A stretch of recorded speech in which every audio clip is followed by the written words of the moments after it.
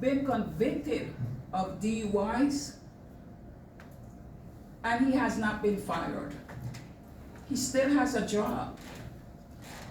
No one is reaching out to me about my son. And I need to know what happened to my son. I don't think it should be a problem for them to reach out to me and let me know what happened to my son. This is a police officer that has a history of wrongdoing. A history. Not one, not two, but a history of wrongdoings.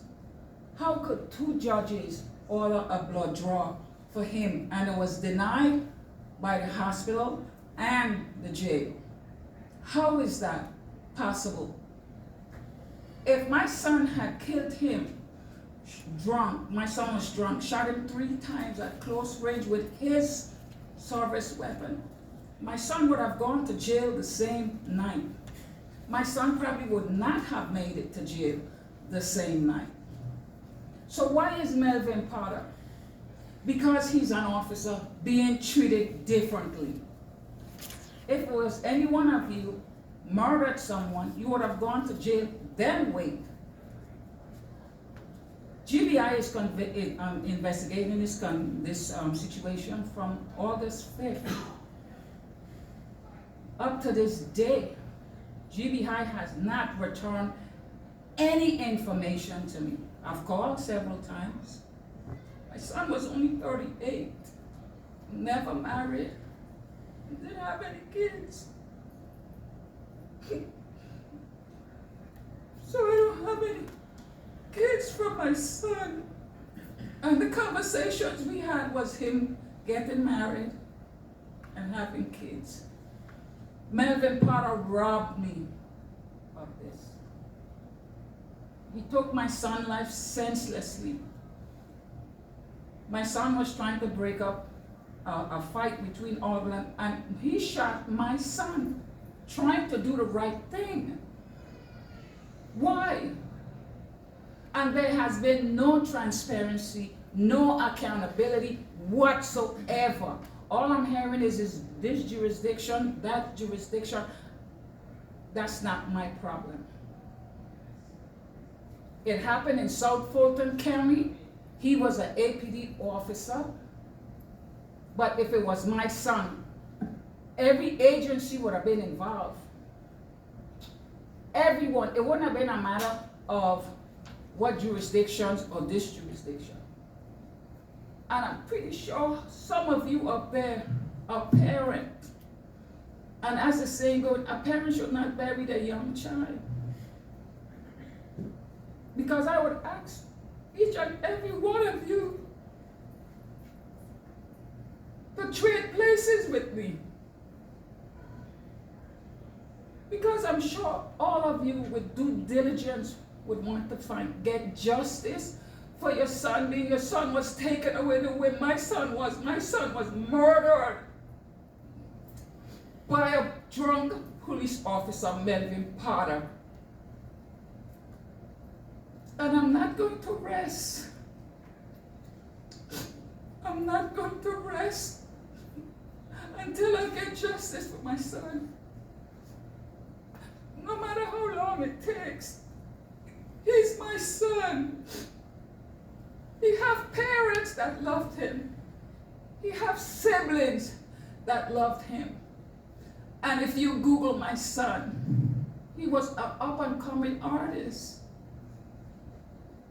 My son was not no person, no one is perfect, but no one should be robbed of life like this. No one, good or bad, should be taken away from the family like this, especially when you have a police officer who has done numerous wrong as an officer.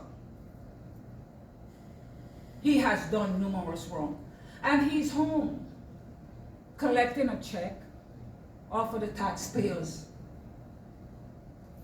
Every day I wake up, I am in pain. I am am distraught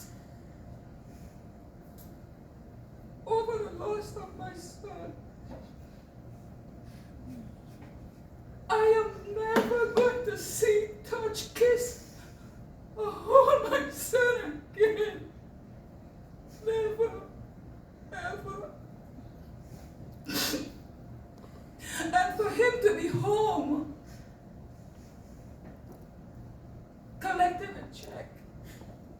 I haven't even had time to grieve my son because I'm out here fighting for justice for him. I get up in pain every day, like I said. Right now, I just feel so weak because I'm tired. I'm heartbroken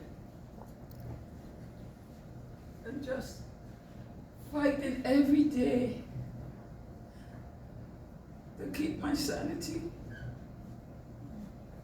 I miss my son. I loved him dearly. When he was born, 5/11/86, I got 2 gifts from God. I gave birth to him, and that Sunday was Mother's Day.